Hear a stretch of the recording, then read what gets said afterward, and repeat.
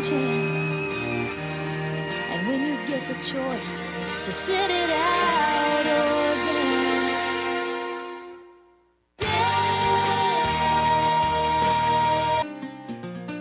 islands in the sun, islands in the fun. Welcome, welcome one and all to the land of death. Trini to the bone, Trini to the bone. When they come to Bacchanal, well, they can't beat we at Trini to the bone, Trini to the.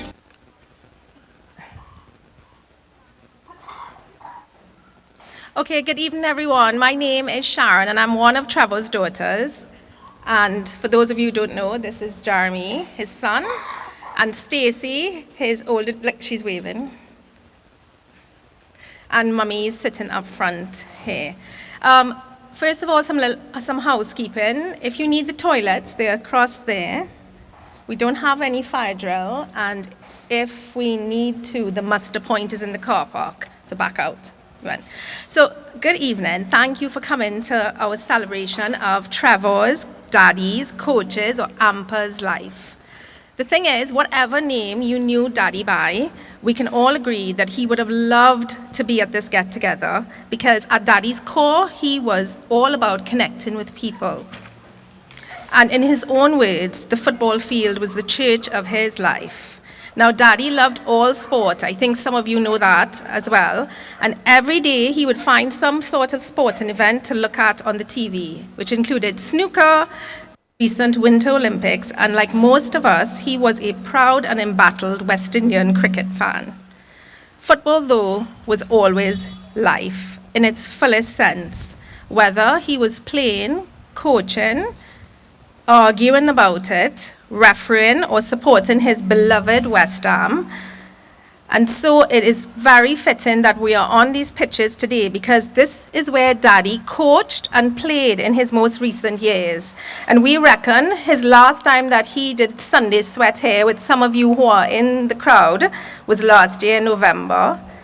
And then his last coaching session here when he coached young children was about 2 months ago. And so that's both at 78 years of life. So that's super impressive, right? Now, some of you joined us at the wakes and at Sunday's beautiful service where we laid Daddy to rest. Today's send-off was his request, and it offers you a space to share stories and reflections about him, and then lime like he did, and he would want us to lime as a fitting tribute to him. But, Daddy, what you didn't anticipate when you told me about your idea for this event was the extent of outpouring of love for you that has spilt out towards our family. You mean so much, Daddy, to so many people, as we can see today and we've seen at the wakes and on Sunday. So I'm afraid, Daddy, that the first drink of Old Oaken water, that cold stag, the pudding sandwiches that Daniel brought, and Ryan's fish broth will have to wait a little longer in this evening until more people get a chance to tell us what you meant to them. So I'm going to hand you over now to Jeremy to start us off.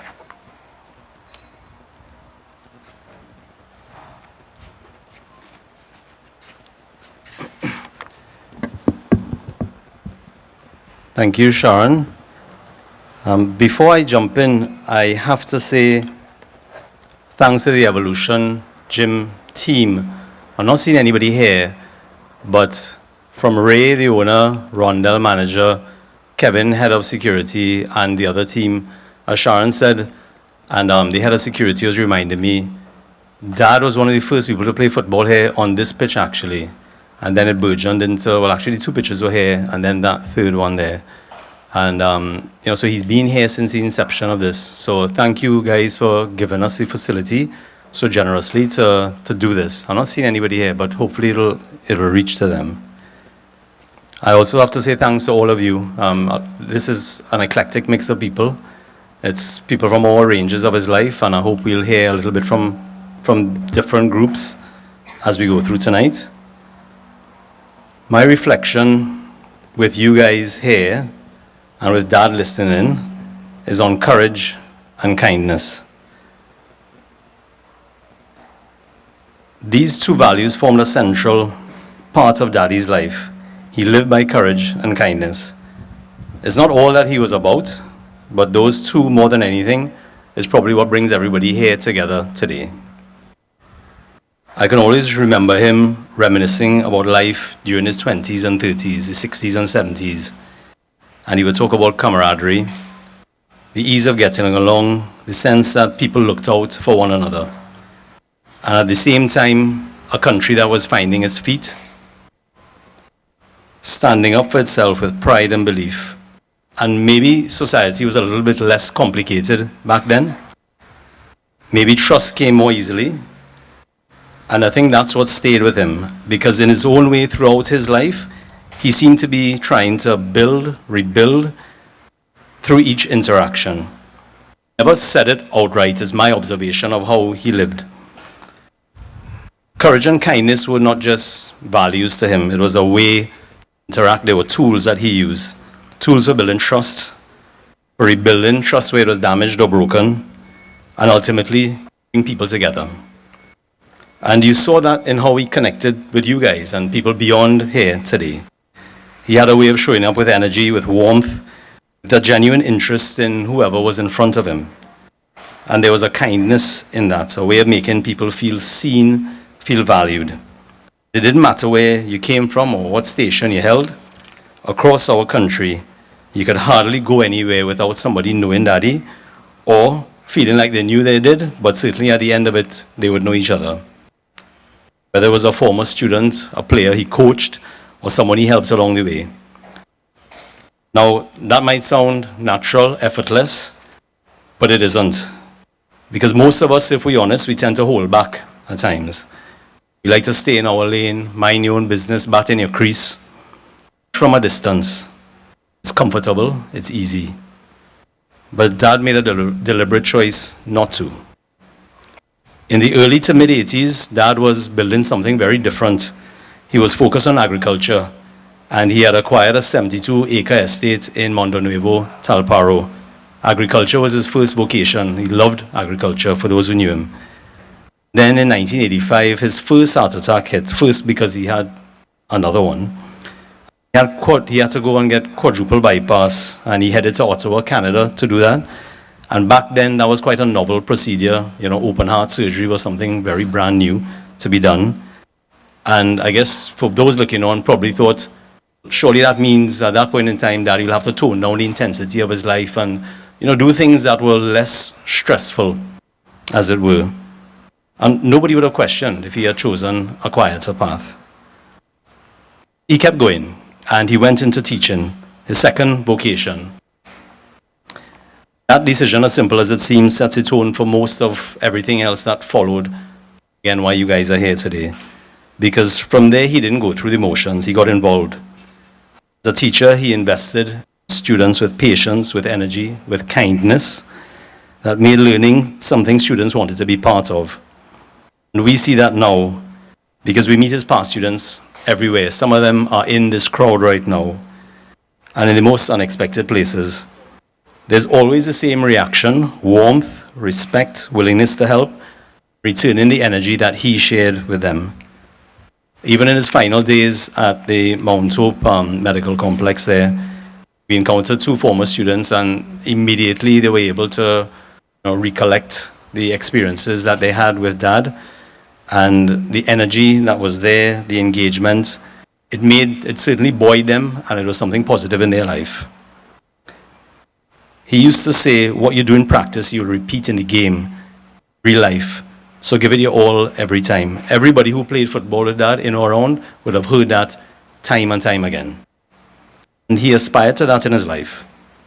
Nowhere was that more visible than in football. The beautiful game was his passion. Go anywhere in this country and chances are he had either played with you, coached you, or knew someone connected to you through the game. His love for football, his openness to people, way of turning strangers into teammates and building long-term relationships. It wasn't just about the game, it was about connection, about building people, about showing up. And later in life, the same instinct to reach out, to connect, on an even deeper meaning. His work in charity grew quietly but powerfully. He didn't seek recognition, but behind the scenes, he was connecting those in need to those willing to help, bridging the gaps, opening doors, and making things happen.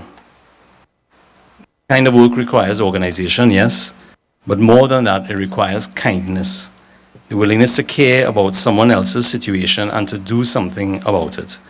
And over time, that reach extended across the island, one person at a time, one act at a time. He loved this country, not just in words, but in actions. People, through communities, through causes he believed that would make us better. And he carried all of this with humility, but also with courage. Because there's a difference between being involved in life and standing on the sidelines. It's easy to spectate. It's easy to have an opinion. It's easy to point out what's wrong. It's easy to say what should be done when you are not the one doing it. But stepping in and becoming an active participant, that takes courage. It takes courage to involve yourself in someone else's life, to offer help that might be rejected, to stand for something in your community, knowing not everyone else will agree, to give your time and energy without recognition. And it takes kindness to do all of that in a way that lifts people up. It's not easy, but it's a deliberate choice that he made. Not to stand on the sidelines of his community, his country, or other people's lives. He got involved, whether it was a student, a player, a neighbor, someone in need, he stepped in quietly, consistently. Courage and with kindness. Not for attention, not for praise, but because he believed that's what you do. And over that time, it became his practice. As he always said, what you practice, you'll repeat in the game and in real life. He practiced showing up. He practiced reaching out. He practiced caring. Game of life, that's who Dad was. And if there's one thing I would suggest we carry forward from his life, it's this. Don't just watch. Don't just comment. Have the courage to step in. Have the courage to reach out. Do it with kindness. Because that's how you can change lives. You can build communities. And where purpose is found. Thank you.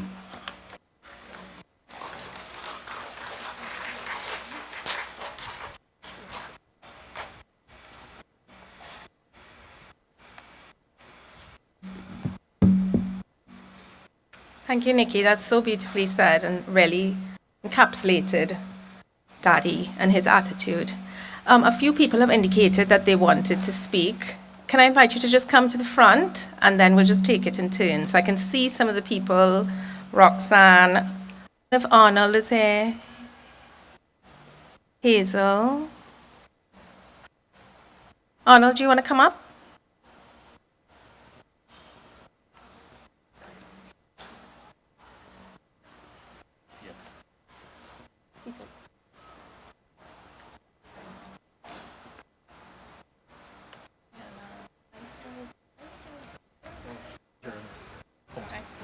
Go ahead, it might be too.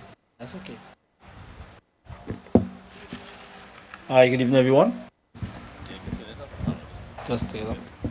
All right. You'll hear me? Hi, Arnold is the name, Arnold Richards. I have known, what do I call him, Coach, since 1995. I remember coming to Shogunas, those days were Shogunas Junior Secondary. First encounter with him. Come to that's right. Those days was common entrance. Play football during the August vacation. Met him. Then was the Suzuki, the bread van. Yeah. So when I met him, the first time I met him, he said, well, the balls in the van, the cones in the van, and well, let's play football. And one of his most famous quotes, and I hear you said it, and up to this day it has stuck with me. You always say practice doesn't make perfect, but it makes permanent. And exactly whatever you practice, that is exactly what you will do in life, throughout life. At that time, I didn't understand it that much because I was like 10, 11, around that time. But fast forward to now, I understand that how deep and how profound that was. And also, he was so revolutionary in the sense of he was the first person that taught us sex education in the school. He would say, "You're not a man because if you're being fraught," and that kind of thing. And he always corrected us and always had high expectations for us. He was always on time, was always punctual, and was always involved not just in football but in our schoolwork and our education. If you were not performing well in school, I remember that, you couldn't play for the team. It doesn't matter how good you were, if your behavior wasn't to a certain standard, not able to play. And he would have told you why you are not playing, not just leave you on the bench or whatever the case may be. Left school, I started to meet him on and off, and I remember the day I told him, well, Coach, I saw a police officer now. He celebrated as though I was his literal child. Hug up and you see, I'm so proud of you and all. He would always ask me for everybody when we meet. What about Kerry? What about this one? What are you doing now? I say, you're doing Thailand, okay. Tell him Kerry doing Thailand. The man called me the next day and get a job for Kerry to do it somewhere in lunch back here to do some Thailand. And I just laugh. And silently, well, through work, I do a lot of community-oriented stuff. And he would always call, look for the Christmas day. And I don't know if you all notice, Coach called me and 100 pieces of toy for children in the enterprise community. He called me, he said, I needed to get the children. Only requirement he had, send pictures of us giving the children the tokens for publicity, just for his personal joy, seeing lives being touched daily. So that he kind of selfless individual he was. And our catchment of children is basically from the enterprise community. And he has a lot of children in the enterprise community. From 1995, I remember seeing him for the first time. And there is not much people I know that played football in Central. And they would say, everybody know Bridgedal. Everybody knew him. I think he's more famous for football and what he has done in the lives of us. Because one thing I always boast about is that most of the persons who would have played football in my time with him, all of us came out successful in this life. And I always say he had a pivotal role in our development as young men because it's always bigger than football. It's life. I will end by saying this again. He's always say, your practice doesn't become perfect, but permanent. Thank you. Thanks.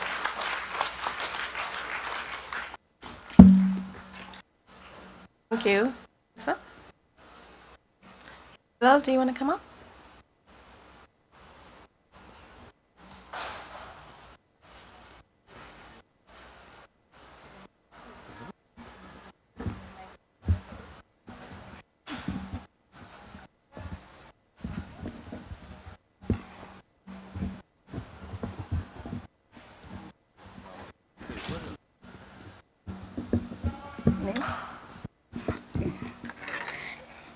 Good evening, everyone. I have been asked by the family of Trevor Bridgelal Singh to say a few words on behalf of the residents of Circular Drive, and I deem it an honor and privilege to do so. From all the comments you heard about Trevor's life, there was an underlying thread throughout. Fairness, his fight for social justice, and his love for humanity. Trevor, to the residents on Circular Drive, will be fondly remembered as the mayor, the go-to person, the glue that held us together as a community of neighbors, and of course, Coach. He lived a simple life with his dear wife Elena and family, but his life extended beyond that. He was alert to the activities happening on our street as he made his laps walking on evenings around the circular. He initiated the Circular Drive WhatsApp chat that connected families that have a relationship with each other. Trevor was a true humanitarian. He sought the welfare and safety of the residents and worked with key stakeholders from our street to make Circular Drive a safe place.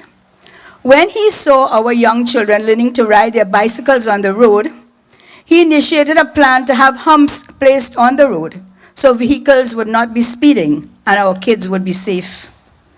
I recall him walking up the street every day to bring food and water for the dog in one of the homes when the owner was not around. Any problem experienced by the neighbors, and once he was aware, Trevor would give his input, be it WASA, TNTEC, persons trespassing on property, strange persons loitering on the street, he would intervene. He had contact numbers and names to whom we could reach out for assistance. Trevor was not only involved with Circular Drive, he extended himself to Central Avenue and the wider Lange Park residents as well. When it came to charity and helping the less fortunate, Trevor spearheaded the collection drives to help the migrants, the children who needed school supplies, impoverished families as far as Point Fortin, environs, and right here in Chaguanas. He always knew a family that needed help.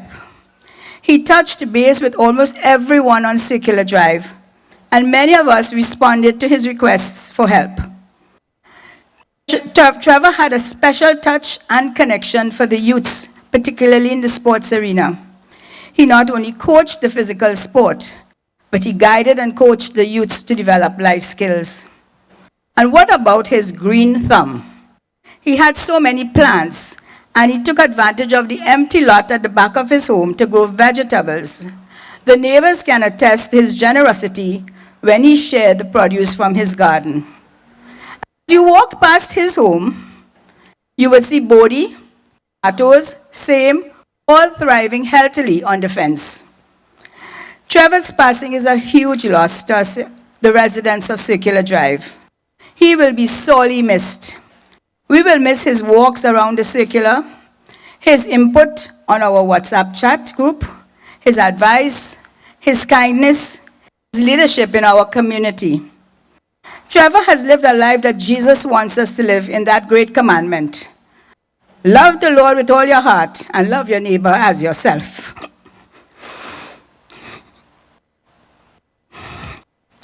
Trevor certainly did that.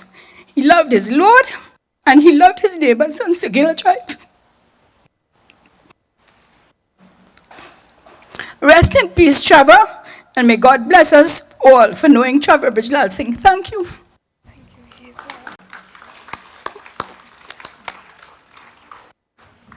Thank you so much, Hazel. Najib? Oh, yes, sorry, Jensen. Najib, we're just gonna, Jensen.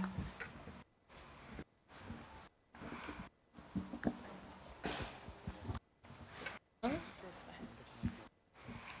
No.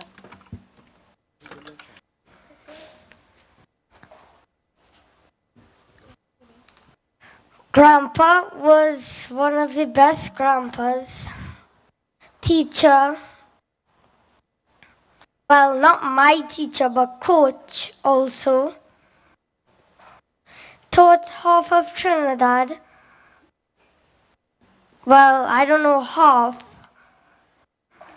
but mostly wanted to gather friends.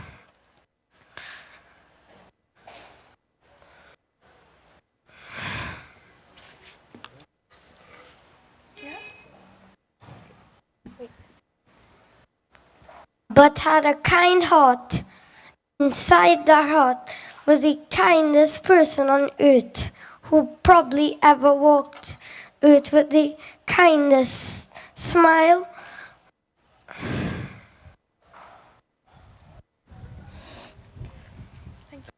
Thank you.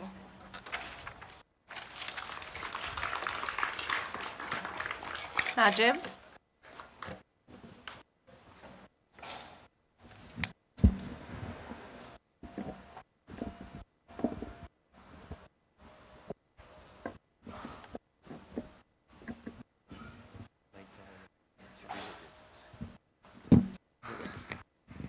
Evening all. Anybody who attended Trevor's funeral and listened to the tribute, the eulogy, would see a man who somebody would say, I wouldn't like to say jack of all trades, that's too simple. A man who spread his wings throughout this country. A man who was a true patriot. I remember we would be watching, I can't remember where, might have been double R or something. Looking at a cricket game, a match, West Indies, not West Indies, it was West Indies, it was a CPL match. And the Trinidad flag was being flown upside down, if you put it this way. There's a proper way to display the flag. And we arguing about that ourselves. And I said, but you know, Darren Ganga commentating, Amiel Badri commentating, and the Trinidadians kind of see this. He said, you have Darren's number? I said, yeah, let me check. I did have Darren's number. And we called, we got through to Darren. We said, how you could have the TNT flag flying upside down in the international game, being broadcast all over the world. You know, after the break, flag was corrected. Just to tell you the kind of the passion this man had. He had, so sad that he had to have heart surgery more than once. But that heart was so big. That heart was so big. 5 quadruple bypass, right? Wasn't enough. But I wish that I'd asked the recording of that tribute and eulogy at this funeral could be replayed or saved and shared. Because everything that anybody could think about Trevor, you would know it was captured there. I would just don't want to repeat that. I can't repeat all that tonight. I'll tell you something. I remember when first I met Trevor, most likely would have been at Woodford's Club with my friend Junior, Philip Jordan. By the way, just before I left home, Barry called. He said to extend his condolences to you all. Barry's in Australia, by the way. He said it was 8 o'clock in the morning there right now, I think. And but Barry, everybody said a coach. Barry and the Jordans football, Trevor football. But it's the man who never said no. He never asked how or if, right? It has to be done. And I'm starting now to do it. That was the kind of man he was. I remember one evening, he came home by me. That day, there was this big flood that took place, especially up in the east-west corridor. All the roads were flooded, all in St. Augustine, going up Eastern Main Road. And he called me and said, boy, I got a message, have some people up on that side want mattresses, boy, the house flooded out. I can't remember, Elena, when it was in the night, it was around this time. You could get a pickup, boy, you could get a van. I said, well, yes, I most likely could. My nephew had one. So I called him and we got the van. We went and he got the mattresses. I don't know. He had the mattresses. I can't remember exactly where we picked it up. It was in the office, the COP office in Enterprise or Kunupia somewhere. And we drove up there. Trevor got the message. He knew where the family was, but he didn't know exactly where it was. And we drove up there, and the whole eastern main road was thick with mud in the night. And he started to network with people until we got to those people, right? No place to sleep. The house was totally flooded out. But they were offered some accommodation somewhere nearby in somebody's house downstairs. And we had to, well, they were willing to help walk through the mud with the mattresses. But that was the kind of man he was. He would do something like that. He wouldn't ask twice if it could be done. Sometimes he would call, fundraiser, could we do this? Could we get it done? Could you network with me? I say, yes. Donations, yes.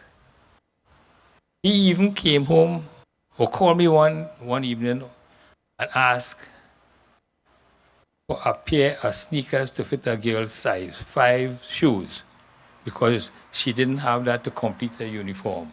They wanted the girls to wear sneakers. But thank God, my 2 daughters, they are very big. So I went looking around in their room and I found a couple of black sneakers.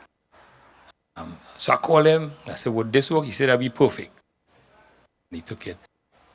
I don't know how, whatever, but somehow Trevor's network worked for him to and from.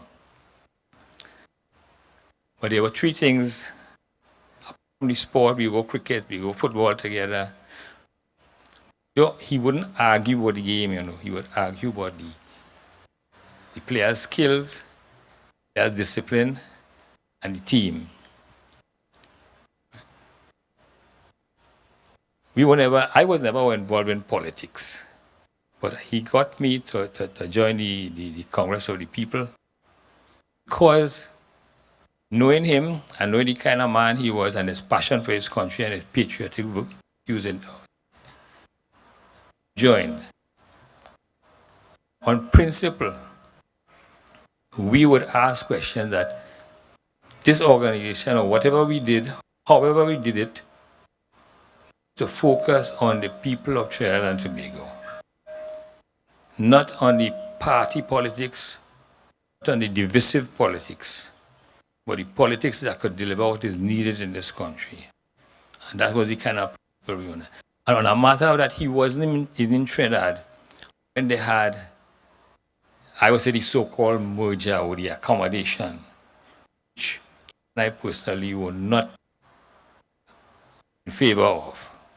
Because the same people, or some of the same people who we objected to, and what formed the COP, moving away from other parties, I didn't see the justification in that coalition just to win an election. Not to do it to win an election, right? Because people who wanted to win the election wanted to get power. There are some people who wanted to go up to win a seat to serve. And that is where the difference was. And everybody in the Shogunas East constituency, with the exception of Trevor, because he wasn't in Trinidad, he was in England, we signed our letter of resignation that we will not continue to be members of the COP. We did what we were committed to do, and we were promised to do. We went out, we campaigned for the organization and for the party and for the elections. I think our candidates won, but we stuck to our guns, right? Yeah. So I didn't really come here to talk to that, but people must know that Trevor's involvement included across the span, from sports to everything. And I'm wearing this Junabo jersey today to tell you about that flag you might see in some of the photos. When this band was formed and we came out, we didn't have a flag to wave, so we went and we made up this piece of cloth with the wooden flag and said we Junabo. And Trevor held on to that flag for over 20 years. And he would come out on the morning, get back, and every carnival he would put another piece of paint on the flag. When he couldn't make it the last couple of years, he would come and meet the band on the way back to the bandstand. Right? And he was a signature of the band, an icon, some people say, made you know about the band that it was based on friends, family, and having fun. So much more I could say about Trevor, but my time is limited. But like I say, he was a patriot. He was a genuine person to be with. He was a good friend. And he would be missed. I have only one question. There's only one thing I want to make another point of. Lange Park Residents Association. Trevor was one of the founding members of that association. And he held good to his principles of being a community man. He has touched a lot of lives of young people. And I want to ask among these young people, is there a Trevor Bridgelal Singh among you? Because we need such people in this country. Thank you. Thank you, Uncle, and happy birthday. Yes? So we have quite a number of people who still want to speak, and I'm going to act like Daddy now, a teacher. Can you put your hand up to see if you, so I can get an idea of how many people? Yes, Roxanne, I know. 1, 2, 3, 4, somebody, what? 5, 6. Right. So, right. I listen to this all night long, but that's me because I love to just listen to people talk about my daddy all night long with passion and love that you have. But we are limited for time, and also remember, Daddy wanted us to have some drinks and lime and have fun. So can I ask the people that are coming up now to please limit your contributions to about 2 minutes or so, and Jeremy and I will move closer to you. If you see us moving closer to you, it means wrap it up. Okay, so I have Desiree next, please.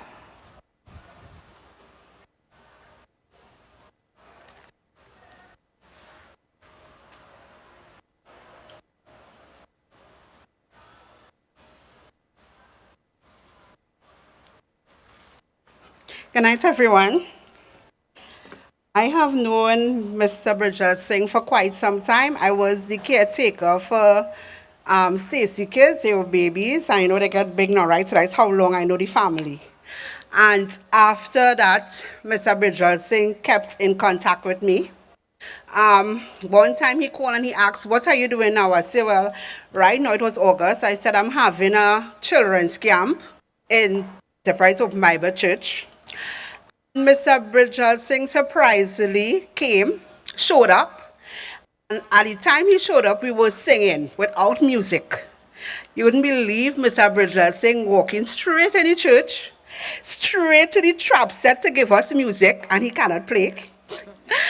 He started to give music. The children singing one way, he played one way, enjoyed him. And you know, he was always so supportive no matter what it is was taking place. So he was having fun with the kids at camp.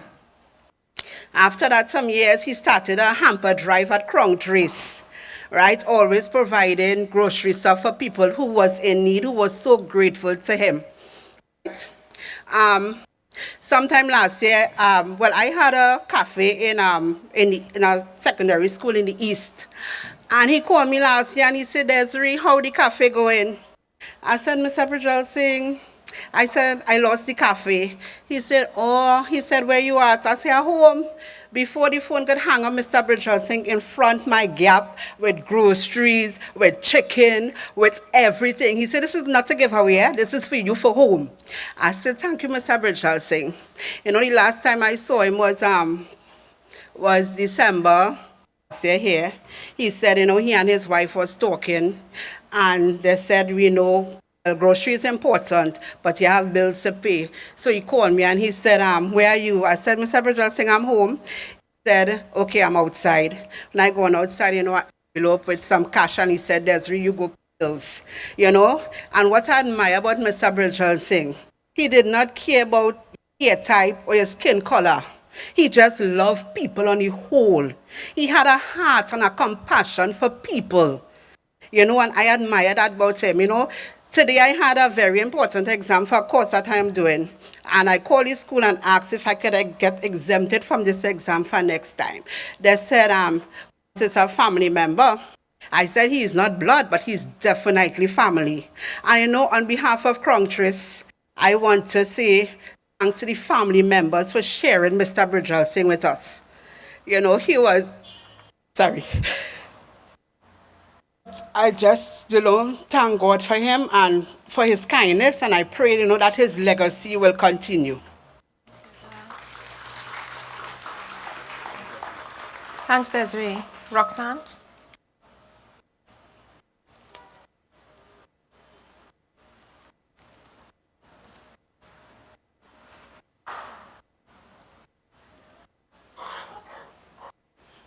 Hi, good night, everyone.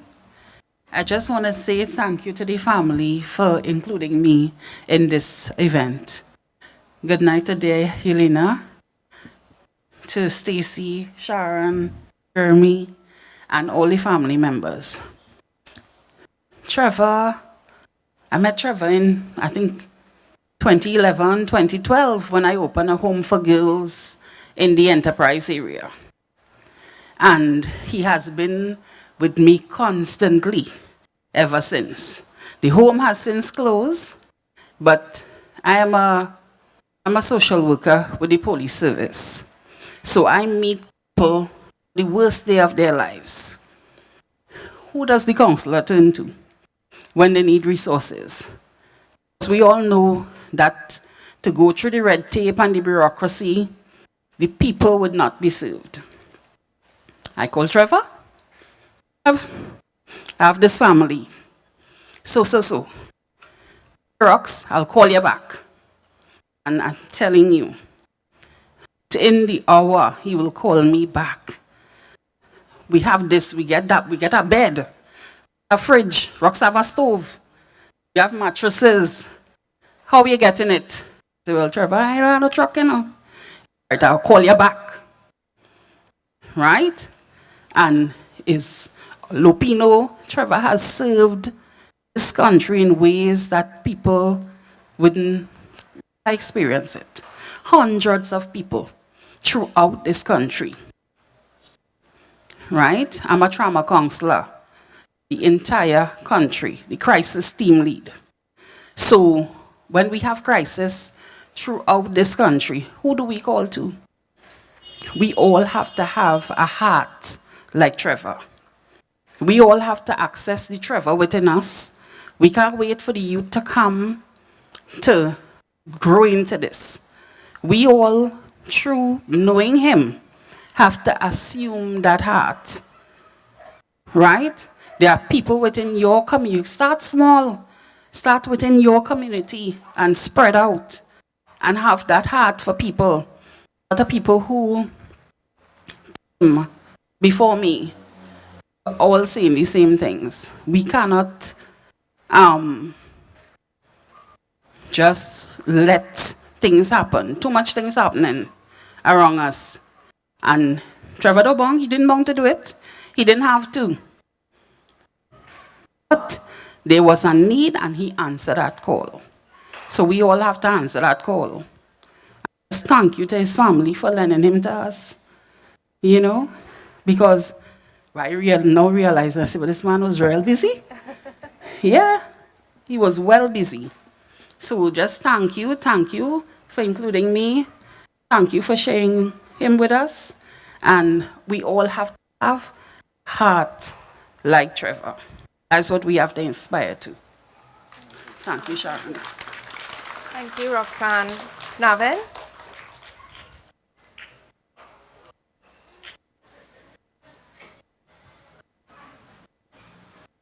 I'll be very quick. Good night, Navin. I met Trevor 30 years ago. I knocked on his door. I went to ask to take his daughter out on a date. Obviously, he asked me, what's my name? Who you know? My dad, he knew my uncle. He used to drink with my uncle. Come inside, have a drink, let's go. He probably asking me my intentions. Well, this looking good. There's a nice line. I'm asking myself my intentions now. So one day, 1 week, 1 month, years after, I became his son-in-law.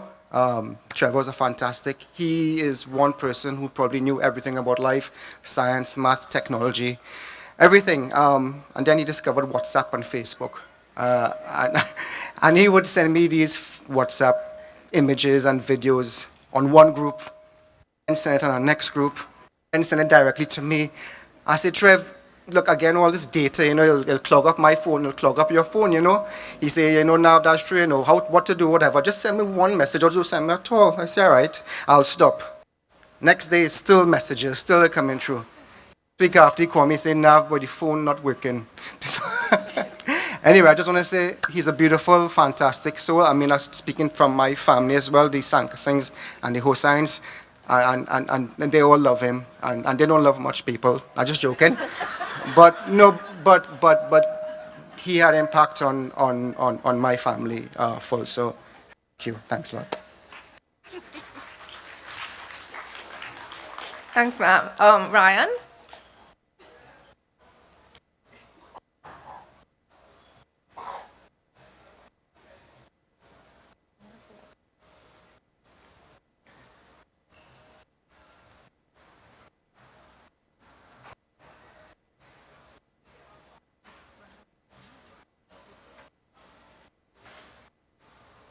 Good night, everyone. Exceptional human being. From the Thursday sweaters, Sunday sweaters, we all love him. He was an example to us all. We all look up to him. And I would represent him as one of the guys. Always like a fish broth, a cow heel soup, anything of that nature. Enjoyed being with him. Look up to him for his skills as an older guy. He's still scoring hat tricks to November, eh? Yeah, exceptional.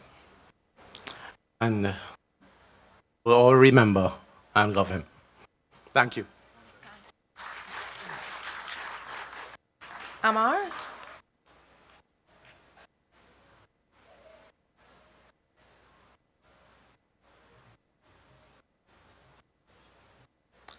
Good afternoon, folks. I just have a couple notes here, but wouldn't go through everything. But those who don't know me, my name is Omar. I'm a close friend of Jeremy's and his family. It's difficult to find words to express the loss of Coach, who was a pillar and strength, a mentor to us, who sweat on Sundays, or who knew him. He was always ready, helping hand, as many of you will know, and was always had a story to share, or a piece of wisdom, which redefined to me what it meant to be family. He lived his life for his own family. He showed that family isn't just about the bloodlines. It's about who shows up, who supports you, who loves you without asking for anything in return. I'll miss the times that we played football, fours, snooker against Jeremy, but still losing, and many more. Also cherish many stories that Coach shared, from dealing with a casualty on the train tracks in Carney to playing professional football in England. So many stories. In the days leading up to his passing, we went, just before Carnival, we went to the Panyards, and that's something I'll cherish that I had to do with the guys. Was me, Nathan, me, and Coach went up to the Panyards, and we went to see. Originally, we went to see Exodus, and then we went back to the Exodus Panyard. It was closed, so we came down the road to Shogunas, and Coach was like, "Well, we ain't going home now, no." So I said, "Well, where we going?" So we end up going for doubles in Shogunas, and we drive through. Say we must see a bar open. Stopped by the first bar that we saw open, and lo and behold, there was a Set of young boys, as I would call them, fellas over 70. Set of young boys linemen in the bar, and everybody knew coach.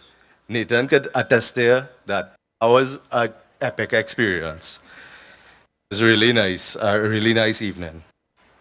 Coach was truly a man of integrity, and I'm almost certain that he looking for a sweat somewhere in heaven. To Auntie Lena, Jeremy, Stacy, Sharon, and the rest of the family, may you find comfort in knowing that someone so special will never be forgotten.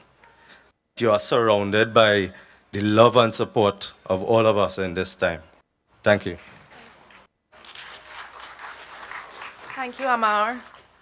None? While Brandon is walking up, any other people want to, anybody else want to speak? Can you put your hand up? You want to move forward? I can't see properly. Anybody else? No. Brandon. All right, good night, everybody. My name is Brennan.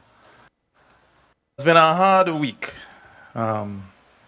Actually, this was the third funeral I've been to in the last 10 days, and they were all fathers. Mr. Reginald Singh, Trevor, coach, has been father and more over the last 30-something years. One of my first memories of him was lunch back at a cricket league, and we couldn't get him out. He was paying for extras, I was paying for central. We couldn't get him out. I think eventually we cheated him out. He wasn't out, but we take the out now because he couldn't out the man. Years later now, on the field, I mean, he has passed, and I don't consider him as being out because innings that he has played over the last years that I know him and the 77 years of his life will continue on and on beyond this through everybody here. You know, another memory of him, and it goes back to Pan again, is a Sunday I was coming home from work. I was almost home. I was like about 2 hours from home. He's passing his car. Where you going? I'm going home. I said, where you going? He said, I'm going Pan. I said, what you want me to do? He said, well, let me go. I think I got home about 3 o'clock in the morning in a state. The man is a legend. And he will live on in my memory, and I know everybody here for the same. So, me, Stacy, Sharon, I love him. When I looked at him on that last day, all I could have said to him was thank you, and thank you. So thanks again, Coach.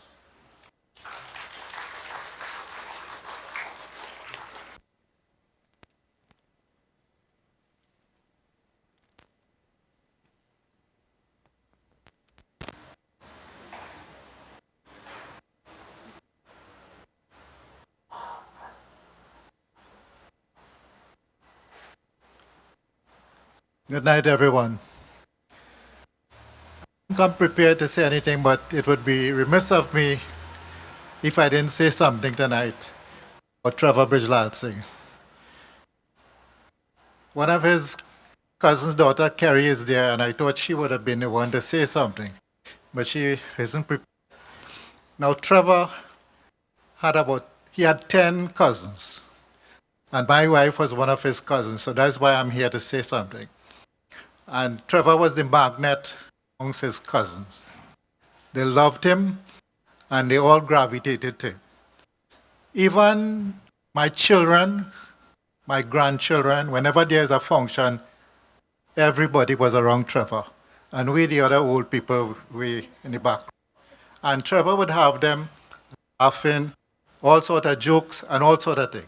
Look forward, anytime there was a family gathering, that Trevor Bridgelal Singh was there. Trevor's cousins, well, my wife was from 9, then there was another aunt who had one, so he had 10 cousins. And they all looked up to him.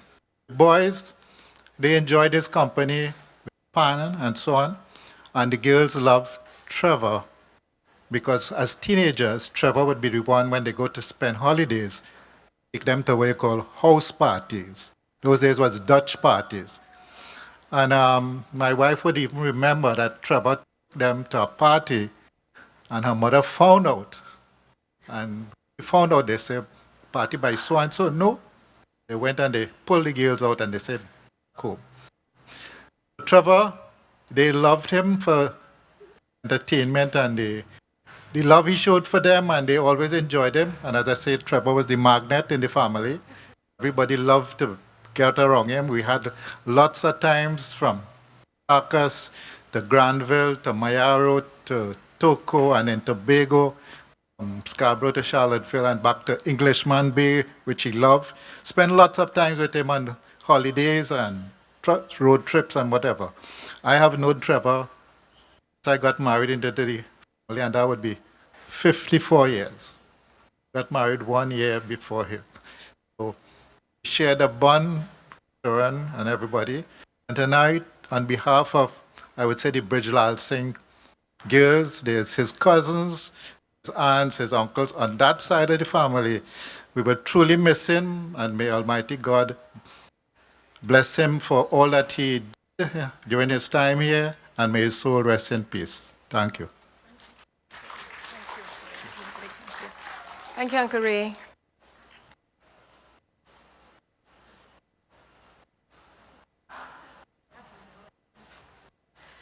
Evening, everyone. I'll be very, very quick. It's just a little story.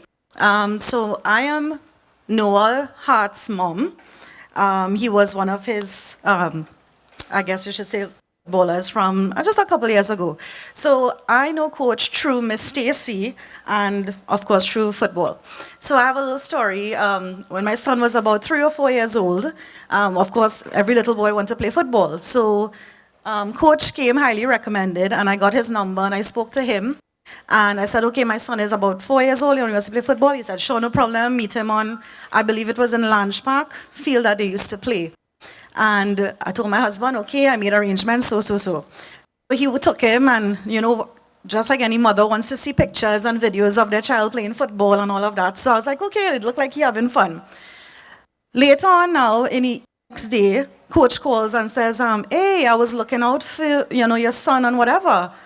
I said, but he was there. I have videos, and then turned out my husband took him to the wrong coach. So, and I said, how you could? He said, well, I went and I see it had about 4 sets of people playing, so I just went to the closest one. I said, but I told you the guy's name and everything. It just turned out he went to the wrong one. And then COVID happened. And after COVID, as fate would have it, it looked like my son was meant to be with Coach Trevor, because after COVID, my kids started lessons with Miss Stacy. And she recommended, hey, her dad is do football and all of that. And Noah started, and it turned out to be the same Trevor, Coach Trevor. So it's just fate that would have it. And now my son is in high school, and he was lucky enough to make his school team. And, it just shows that what your foundation and what you've learned here will carry on. And then my husband as well used to play on the Sunday sweats, I believe. So I'm just here representing our family. So God's blessings to you all during this time, and thanks. Thank you so much. Yeah, thank you. Thank you. Denzel?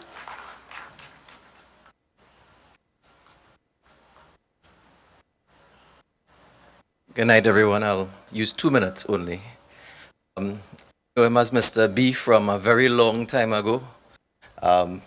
One of my best friends here, Jeremy, we grew up together, and I spent a lot of my childhood with Mr. B. And, he never knew this, and probably Jeremy never knew this, but there were certain difficult times in my childhood, and I got to spend some time with this family, camping, fishing, Cub Scouts, and it was impactful on my life. And I don't think I ever got to tell Mr. B the impact he had in terms of seeing a mentor and a leader and someone I could look up to.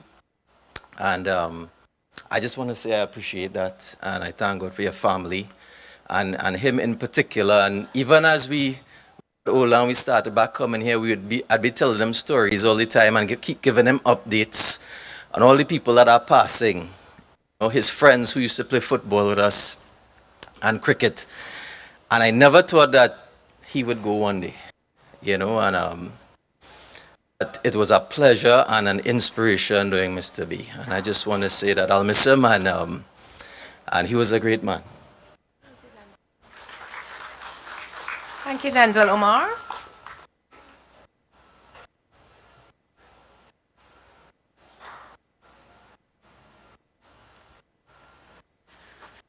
Good night, everyone. I will be brief. So I coach from playing football with him on the Sunday Sweat every Sunday, and I have to say, and I think I speak for the rest of the guys, that something we look forward every Sunday is to come here and play with Coach. Not enough is being said of how good a player Coach was. I mean, he do some magic here on these pitches here, which the guys who playing, you know, whether it's a goalie score, and you're like, how this old man doing that? Or whether he somebody to sit down in this corner right here. I'm sure people in the audience know what I'm talking about, right? But it was always a pleasure coming to play with him, interact him. He always had words of wisdom for everyone who was there. He was always somebody to look up to. In terms of my relationship with him, what everyone is saying about him being a mentor and example it rings so true. I mean, he was always very selfless. He was to always talk about. He would say, "Listen, this family down in this community that are trying to help this and that, or trying to carry toys for Christmas." Or like he was always actively trying to help people, and it's just a reminder, I think, for me personally and for everybody to carry that forward. And in terms of remembering that in being selfless that way, how much of an impact can make with probably not even knowing you can make that impact. Beyond that, I've had the opportunity to, with Jeremy and Trevor and his family, we went fishing a few times. My son now is totally into the fishing, and whenever we go, she was the one who was showing him the rope, showing how to do this, that, and stuff like that, and get him into it. So it's something that has been difficult to deal with, but then again, cherish the life, we cherish the impact he has made, and we take the lesson. So, Jeremy, to the family, you know, I wish you all blessings and strength. And, yeah, celebrating the life for Coach. All right. Thanks, Mark. Kern. Anybody else? No. Hi, good evening, everyone. A lot has been said here tonight. Right now, I'm representing the Pariag family. I'm representing Jeremy's year group in the Presentation College fraternity. And I would have met Trevor in the mid-90s, 92. We were supposed to be studying geography. And when we woke up the next morning, Trevor said, "Jem, somebody Johnny Walker ran away last night, boy." And I got frightened. That is all he said. He had nothing to say after that. So I said, "Jeremy, you think you're going to tell my parents?" Or Jeremy said, "Nah, well, we'll see how it go." I say, "Well, your dad real cool, boy." Your dad is a good one. We left Prez. We went to UE. Some very fond memories of him in Grand Central. He introduced me to snooker. And my mommy and my daddy knew that even though I had class 8 o'clock in the morning, if I was with Jeremy and Trevor Lyman, it was okay. They didn't have a problem with it. There are many other memories I would like to share. I always felt full love from that Lange Park household. I remember taking my firstborn, newborn there, because it felt like home. Energy cannot be created nor destroyed, but transformed from one form to another. And a lot of people say you have a soul, but we are soul. What we have is a body, and the soul never dies.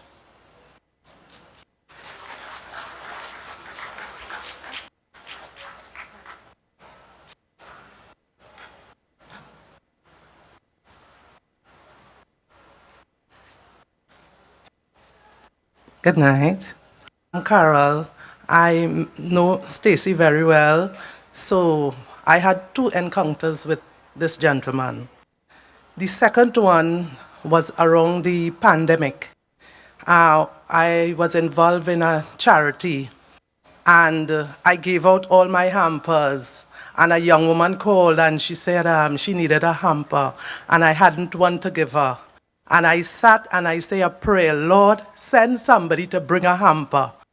And within less than an hour, this gentleman called me and say, my daughter said you do charity. I have one last hamper. Do you want it? And I say, yes, I just prayed for this. And he brought that hamper, and I was really happy to give this young woman because she was in dire need. So God was pleased with this gentleman and what he was doing. Thank you.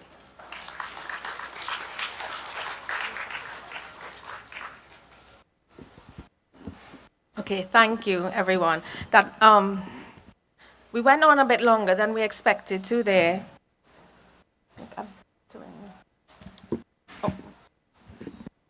But I think you'll agree with me that it was worth it. In the last few days since Daddy died, we have been inundated with deeply moving stories like you've just heard that have warmed our hearts and greatly comforted us. So on behalf of Mummy and our family, we want to thank you for sharing your memories of Daddy with us. We also wanted to take this opportunity to let you know that we will continue Daddy's charitable work. We're just considering how we will do that, but please keep an eye out because we are very intent on doing that, and that will be his legacy, his charitable legacy. If you'll indulge me, just I would like to say a few words about Daddy myself. For my part, I have always been blessed to have Daddy in my life, my cheerleader, my light, and my beloved Papa. His role was solid, stated, and influential. I cannot recall a day when I didn't talk to him. In recent years, it would start with a WhatsApp message from Daddy. Morning, daughter, and I would reply, hi, Papa. Then on my way home from work, call Daddy, and we would talk for at least half an hour, but almost always more. And we would ramble about anything, from what we ate, to who he saw that day, who he was helping, him giving me advice, because he loved to give advice, or him asking me for advice. But mostly in those talks, what I remember that we laughed and we cherished each other's company. Daddy and I definitely had the knack of lifting each other's spirits and filling each other's cups, figuratively and literally. Throughout my life, he has been my constant. You see, no matter where I am in the world, he was always there with me, not only when we spoke, but through his values. Stacy, Jackie, Saya, Nathan, and Gabriel spoke about this on Sunday, and Jeremy spoke about this today. His values were simple and accessible to all of us. Be kind, work hard, and enjoy life. And as we heard this evening, and as you know because you're here, he lived his life this way. And he did so despite the hand that fate dealt him, suffering a massive heart attack in his 30s, and carrying on with degenerating heart disease since then. But he always carried on. And if you didn't know about his health issues, how could you? Because he was always so full of life. He was, as we've heard, he was super cool Uncle Trev. He is the most joyful amper. He was always up for fun. I was so awed by his courage and determination and told him so many times, including on his last day last week. Now, it wasn't all laughter. I mean, after all, he was my dad. So he was firm, fair. He had a few sayings that we heard already. He had, and nobody said this one, but maybe he kept it for me. It was, every action has consequences. Boy, oh boy, could Daddy teach a lesson. So, I remember getting into a little spot of trouble with the traffic police about a week before I was due to be admitted to the bar as an attorney at law. So, as you can expect, I was beside myself, thinking that if I got charged by the police, then I wouldn't be able to be admitted to the bar. So that's pretty serious stuff, right? So I rushed home to find Daddy and tell him, tears and all.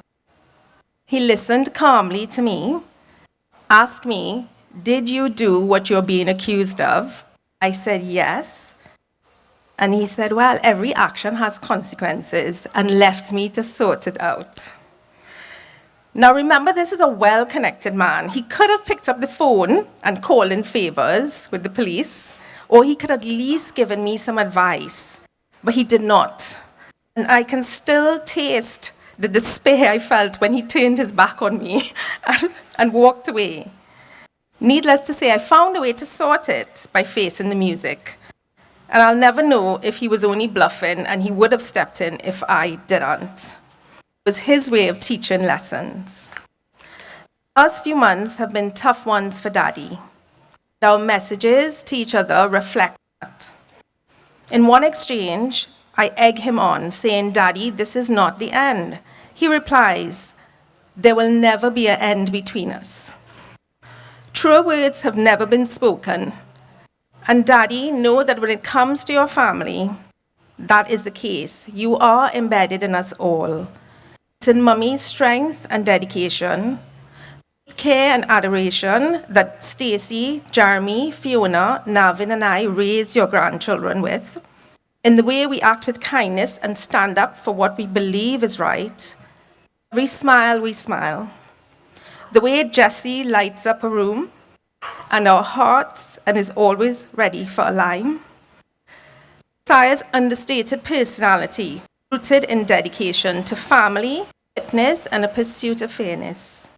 Nathan's fearlessness, a non-judgmental character, and genuine interest in others. The way Gabriel sees us all, connecting to emotions, cares deeply, and is so determined to forge his own path. Jensen's curiosity and engaging personality, and his desire to fix things. And James's love of fishing, infectious charm, mischievousness. When I last saw Daddy in February, we spent a lot of time listening to music, one of his loves as well, which we haven't really spoke about, but it was a great love of his.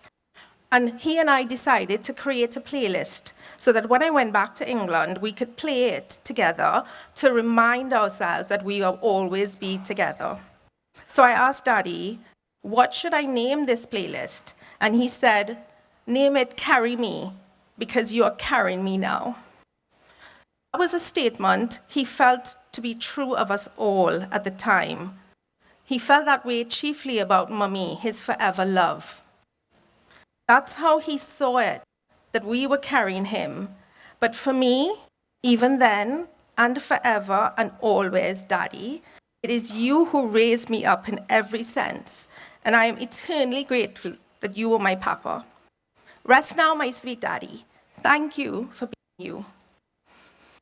We now have someone who called last night and said that he wanted to sing for Daddy. Dylan?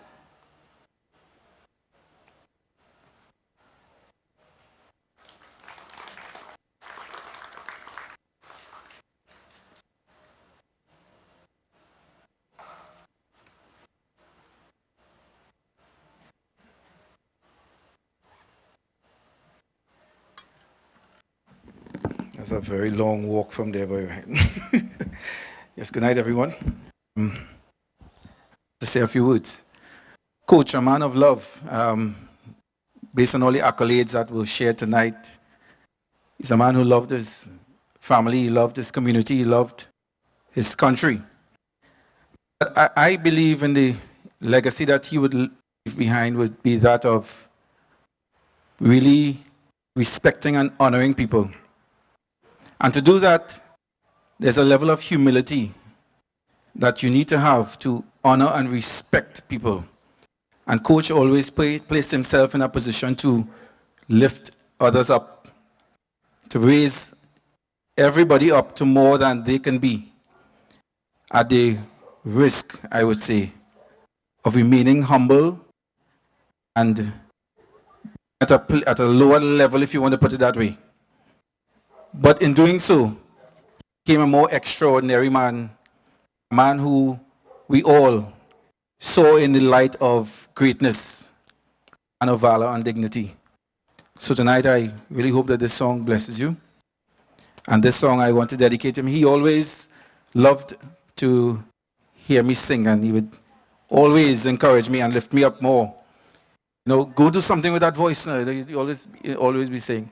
So tonight I dedicate this to the Launchpad community on behalf of Coach.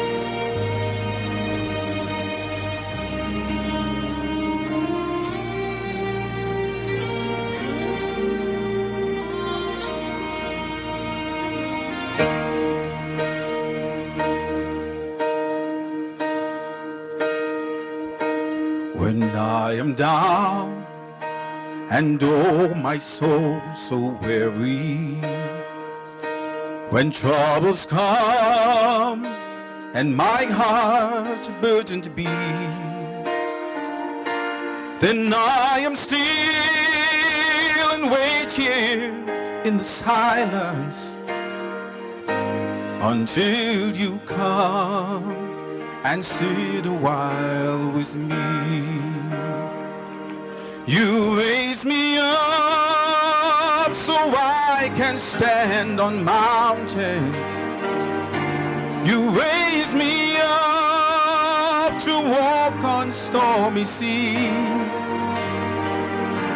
I am strong when I am on your shoulders. You raise me up to more than I can be. There is no life without its hunger. Each precious heart beats so imperfectly. But when you come and I am filled with wonder, yes, sometimes I think I glimpse eternity. You raise me up so I can stand on mountains. You raise me up to walk on stormy seas. I am strong, yes, when I am on your shoulders. You raise me up to more than I can be.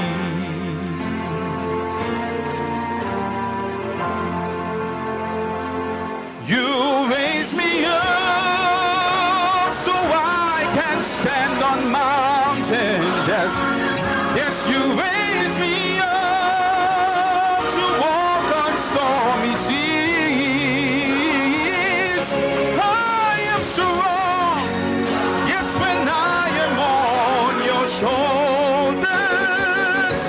You raise me up to more than I can be.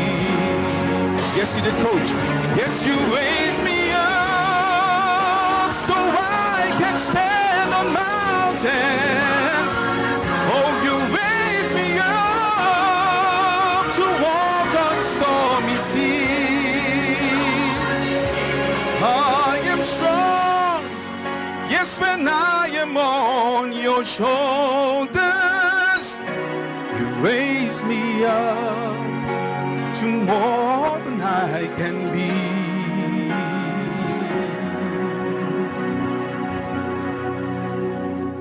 You raise me up to more than I can be.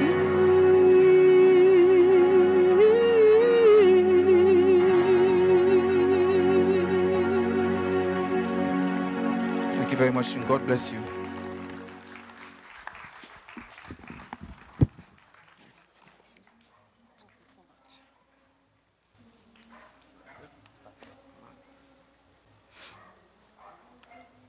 Thank you, Dylan. last night Stacy said Dylan wanted to speak, and I said, okay, well, let me call him. And when we did, I said, Dylan, what do you, I had already written my tribute to Daddy, where the theme was Daddy Raised Me Up. I said to him, what are you going to sing? And he said, that song. And at that moment, Dylan, remember we said, Daddy was there with us on that phone call. Because that is exactly the theme that we wanted for today. And then Dylan just calls out to Blue saying he's going to sing, and that's the song that he was going to sing. Okay, so now we are moving on to the second part of the evening, which is the Lyman part. We were supposed to have we have the pitches until 8, so we thought we were going to finish earlier so that people could have a sweat. We're just going to find out about that, whether we can play football still. But in any event, if there's food, drinks, we're going to probably move into the car park area now, put on some music, and celebrate like Daddy would want us to. Before you go, I really will say thank you so much. Your appreciation and love for Daddy means the world to us and reminds us what we knew while he was alive. And he knew we were privileged to have him. So on behalf of Mummy, Stacy, Jeremy, and I, thank you all for coming, and please enjoy the rest of the evening. For sure, Daddy's either going to be liming with us, or my theory, he's up in heaven giving Pele and Maradona some feedback on their playing, or he's dancing with his mummy to his daddy's piano playing. So cheers to Trev. Thank you for coming.